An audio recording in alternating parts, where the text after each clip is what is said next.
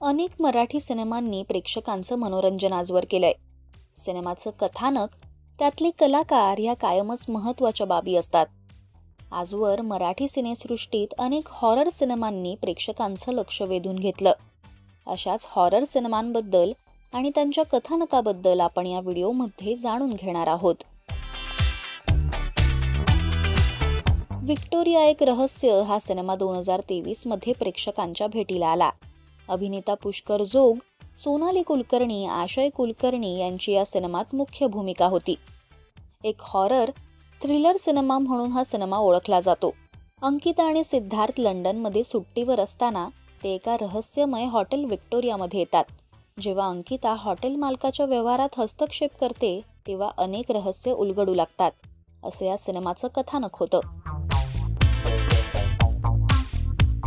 जय दुधाणे, नेहा महाजन यांची मुख्य भूमिका असलेला गडदंधार हा सिनेमा 2023 मध्ये प्रेक्षकांच्या भेटीला आला.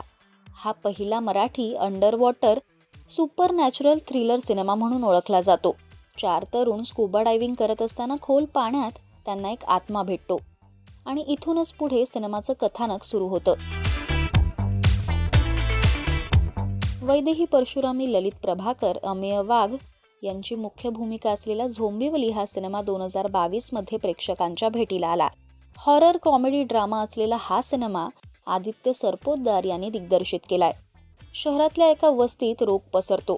लोक रुग्णालयात भरती होऊ लागतात आणि हा आजार नियंत्रणाबाहेर जातो आणि इथूनच पुढे झॉम्बींचा सिलसिला सुरू होतो, असं या सिनेमाचं कथानक होतं.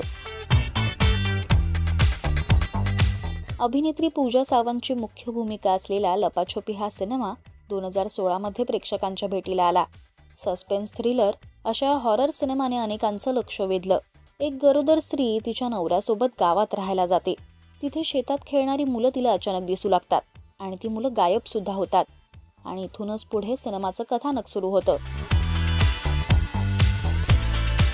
2016 मध्ये अभिनेता भूषण प्रधानची मुख्य भूमिका असलेला भूतकाळ हा सिनेमा प्रेक्षकांच्या भेटीला आला.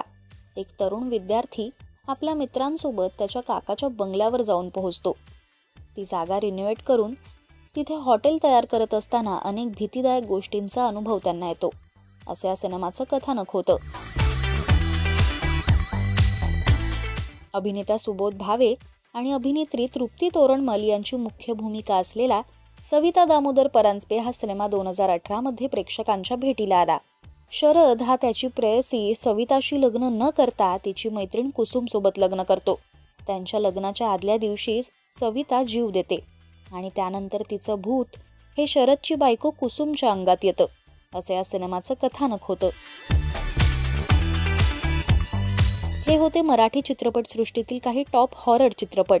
यातला तुमचा आवडता सिनेमा कोणता हे आम्हाला कमेंट्समधून नक्की सांगा. मराठी सिनेविश्वातील बातम्या, अपडेट्स आणि गॉसिपसाठी तुम्ही सबस्क्राईब करा राजश्री मराठी.